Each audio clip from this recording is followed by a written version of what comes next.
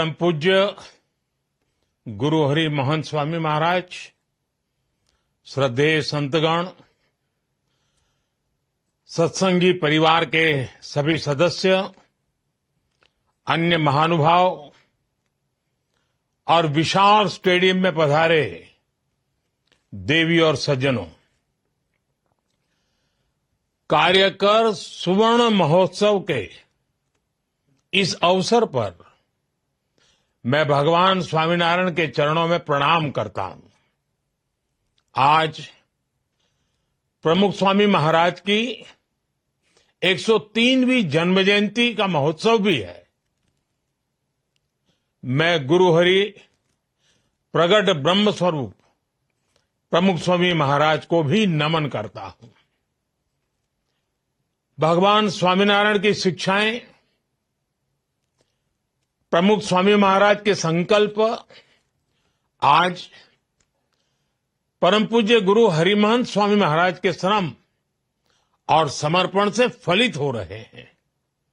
ये इतना बड़ा कार्यक्रम 1 लाख कार्यकर्ता, युवाओं और बच्चों द्वारा बीज, वृक्ष और फल के भाव को अभिव्यक्त करते हुए सांस्कृतिक कार्यक्रम, मैं आपके बीच भले ही साक्षात उपस्थित नहीं हो सका हूं, लेकिन मैं इस आयोजन की ऊर्जा को हृदय से महसूस कर रहा हूं। इस भव्य दिव्य समारोह के लिए मैं परम पूज्य गुरु हरि महंत स्वामी महाराज का, सभी संत जनों का अभिनंदन करता हूं, उन्हें नमन करता हूं। साथियों, कार्यकर सुवर्ण महोत्सव सेवा के 50 वर्ष की यात्रा का एक महत्वपूर्ण पड़ाव है। 50 वर्ष पहले स्वयंसेवकों का रजिस्ट्रेशन करके उन्हें सेवा कार्यों से जोड़ने की शुरुआत हुई। उस समय कार्यकर्ताओं का रजिस्ट्रेशन कराने के बारे में कोई सोचता भी नहीं था। आज ये देखकर बहुत खुशी होती है कि बीएपीएस के लाखों कार्यकर पूरी श्रद्धा और समर्पण से सेवा कार्यों में जुटे हैं। किसी संस्था के लिए ये बहुत बड़ी उपलब्धि है। इसके लिए मैं आपको बधाई देता हूं, अपनी शुभकामनाएं देता हूं। साथियों, कार्यकर सुवर्ण महोत्सव भगवान स्वामीनारायण की मानवीय शिक्षाओं का उत्सव है। ये सेवा के उन दशकों की गौरव गाथा है जिसने लाखों करोड़ों लोगों का जीवन बदला। ये मेरा सौभाग्य है कि मैंने बाप्स के सेवा अभियानों को इतने करीब से देखा है। मुझे उनसे जुड़ने का अवसर मिला है। भूज में भूकंप से हुई तबाही के बाद के हालात हो, नरनारायण नगर गांव का पुनर्निर्माण हो, चाहे केरला की बाढ़ हो या उत्तराखंड में भूस्खलन की पीड़ा हो, या फिर हाल ही में कोरोना जैसी वैश्विक महामारी की आपदा, हमारे कार्यकर साथी हर जगह परिवार भाव से खड़े होते हैं, करुणा भाव से सबकी सेवा करते हैं। हर किसी ने देखा है कोविड काल में किस तरह बीएपीएस मंदिर सेवा केंद्रों में बदल गए थे। मैं एक और प्रसंग भी आज याद करना चाहूंगा। लोगों को इसके बारे में बहुत कम पता है। जब यूक्रेन का युद्ध बढ़ने लग गया तो भारत सरकार ने तुरंत ये तय किया कि वहां फंसे भारतीयों को तत्काल सुरक्षित निकालना है।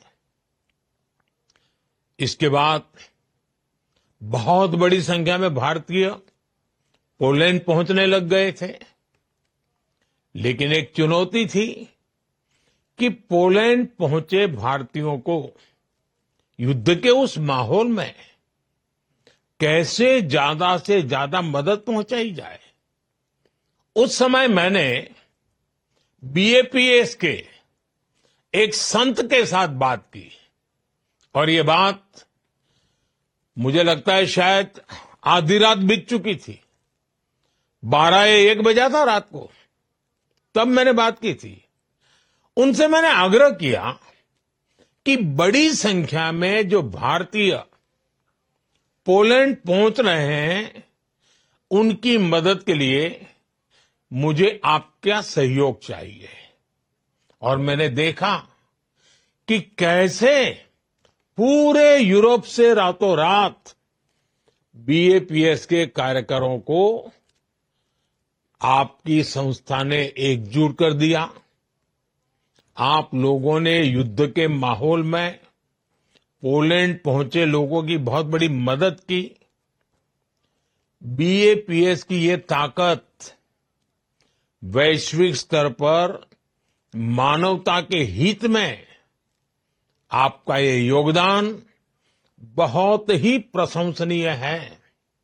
और इसलिए आज कार्यकर स्वर्ण महोत्सव में मैं आप सभी का आभार व्यक्त करता हूं।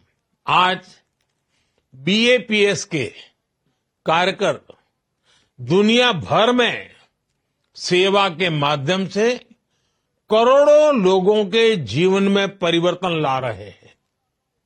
अपनी सेवा से करोड़ों आत्माओं को स्पर्श कर रहे हैं और समाज के अंतिम छोर पर खड़े व्यक्ति को सशक्त कर रहे हैं। और इसलिए आप प्रेरणा है, पूज्य है, वंदनीय है। साथियों, बीएपीएस के कार्य पूरे विश्व में भारत के सामर्थ्य, भारत के प्रभाव को ताकत देते हैं।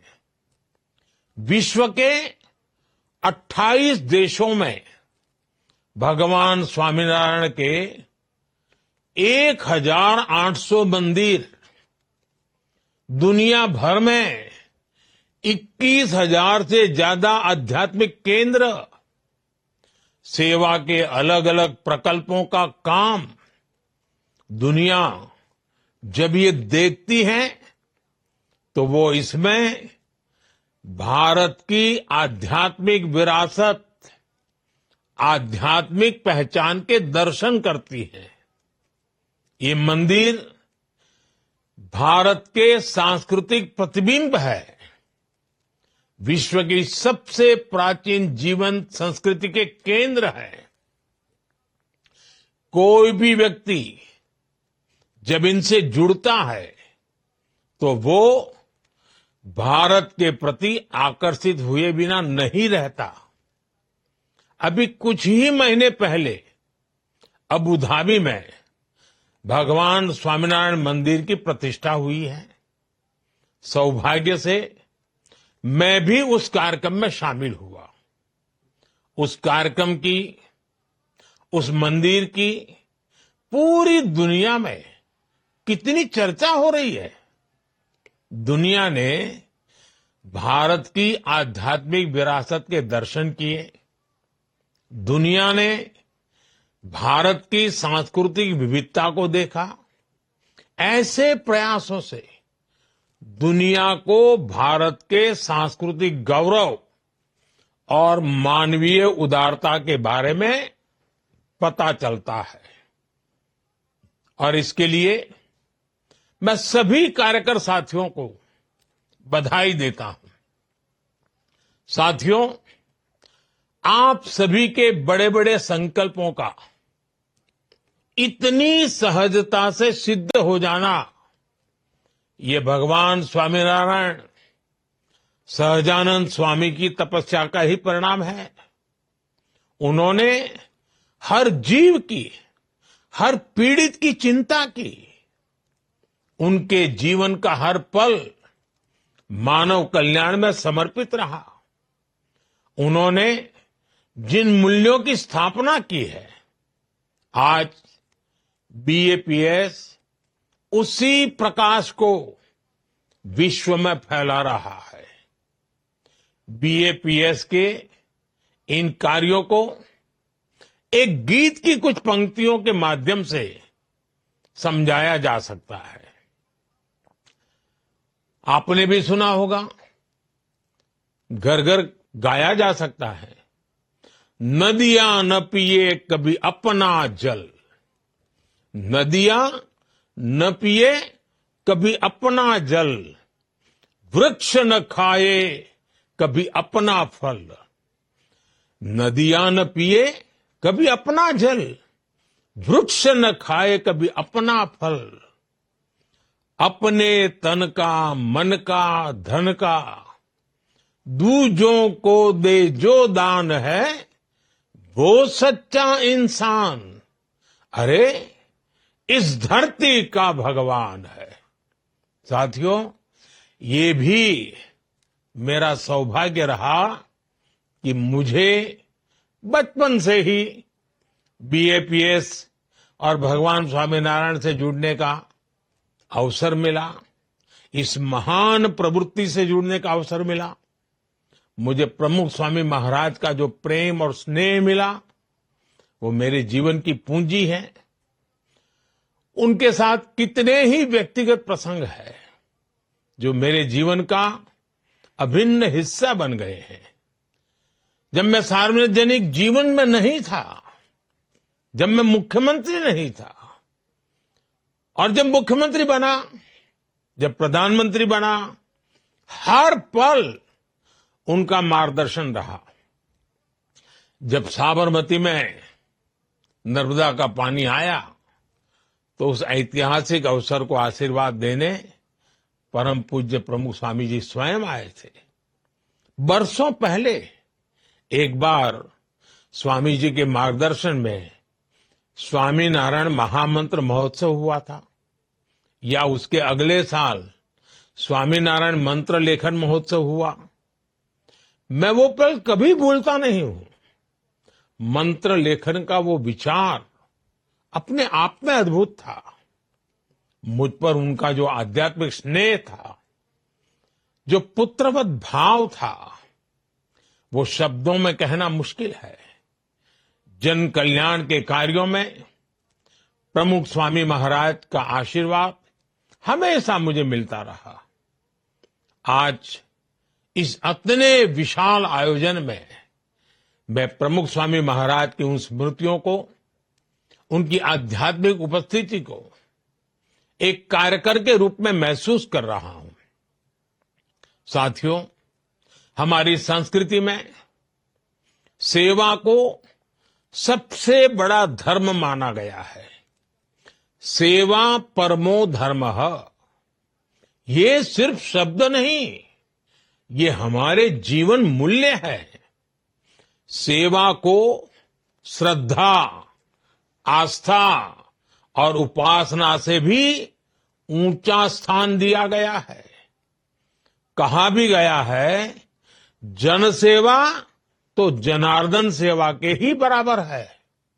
सेवा वो है जिसमें स्व का भाव नहीं रह जाता है। जब आप मेडिकल कैंप में मरीजों की सेवा करते हैं, जब आप किसी जरूरतमंद को खाना खिलाते हैं, जब आप किसी बच्चे को पढ़ाते हैं, तो आप सिर्फ दूसरों की मदद नहीं कर रहे होते हैं। इस दौरान आपके अंदर परिवर्तन की एक अद्भुत प्रक्रिया शुरू हो जाती है। इससे आपकी आध्यात्मिक यात्रा को दिशा मिलती है, मजबूती मिलती है। और ये सेवा जब हजारों लाखों कार्यकर्ताओं के साथ मिलकर एक ऑर्गेनाइज रूप में संगठित रूप में की जाती है, एक संस्था के रूप में की जाती है, एक आंदोलन स्वरूप के रूप किया जाता है, तो अद्भुत परिणाम मिलते हैं। इस तरह की संस्थागत सेवा में समाज की, देश की बड़ी बड़ी समस्याओं के समाधान का सामर्थ्य होता है। इससे अनेक बुराइयों को खत्म किया जा सकता है। एक कॉमन पर्पस से जुड़े लाखों कार्यकर्ता देश की, समाज की बड़ी ताकत बनते हैं। और इसलिए आज जब देश विकसित भारत का लक्ष्य लेकर चल रहा है, तब स्वाभाविक रूप से जन जन का एक साथ आना और कुछ बड़ा कर दिखाने की भावना हम हर क्षेत्र में देख रहे हैं। स्वच्छ भारत मिशन हो, नेचुरल फार्मिंग हो, या पर्यावरण को लेकर जागरूकता की बात हो, बेटियों की शिक्षा हो, या आदिवासी कल्याण का विषय हो, देश के लोग आगे बढ़कर राष्ट्र निर्माण की इस यात्रा का नेतृत्व कर रहे हैं। आपसे भी उन्हें बहुत प्रेरणा मिलती है। इसलिए आज मेरी इच्छा है, मेरा मोह है कि आपसे कुछ आग्रह भी करूं। मैं चाहूंगा आप सब यहां से कुछ संकल्प लेकर जाएं।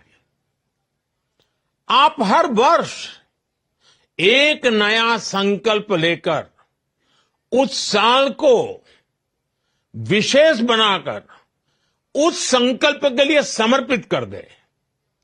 जैसे कोई एक साल केमिकल फ्री खेती को समर्पित करे, कोई एक साल देश की विविधता में एकता के पर्वों को समर्पित करे।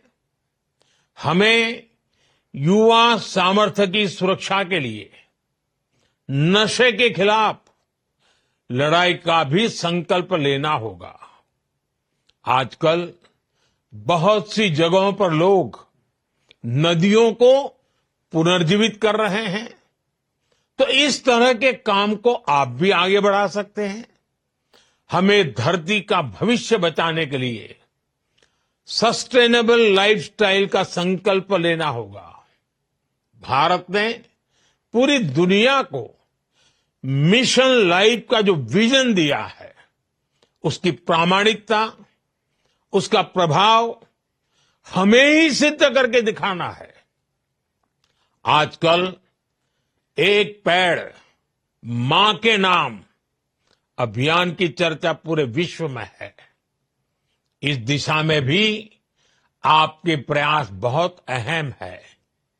भारत के विकास को गति देने वाले अभियान जैसे fit India, vocal for local, millets को बढ़ावा देना, ऐसी कई बातें आप कर सकते हैं। युवा विचारों को नए अवसर देने के लिए कुछ ही सप्ताह बाद जनवरी में विकसित भारत यंग लीडर्स डायलॉग, उसका भी आयोजन होगा। इसमें हमारे युवा विकसित भारत के संकल्प को पूरा करने के लिए अपने आइडियाज देंगे, अपने योगदान की रूपरेखा तैयार करेंगे। आप सभी युवा कार्यकर इससे भी जुड़ सकते हैं।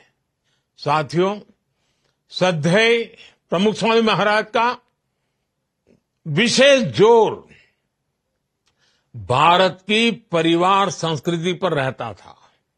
उन्होंने घर सभा के माध्यम से समाज में संयुक्त परिवार की अवधारणा को मजबूत किया। हमें इन अभियानों को आगे बढ़ाना है। आज भारत 2047 तक विकसित होने के लक्ष्य पर काम कर रहा है। अगले 25 वर्षों की देश की यात्रा जितनी भारत के लिए महत्वपूर्ण है उतनी ही बीएपीएस के हर कार्यकर के लिए भी अहम है। मुझे विश्वास है भगवान स्वामीनारायण के आशीर्वाद से बीएपीएस कार्यकरों का ये सेवा अभियान इसी तरह निर्बाध गति से आगे बढ़ता रहेगा। मैं एक बार फिर आप सभी को कार्यकर सुवर्ण महोत्सव की बधाई देता हूं। जय स्वामीनारायण।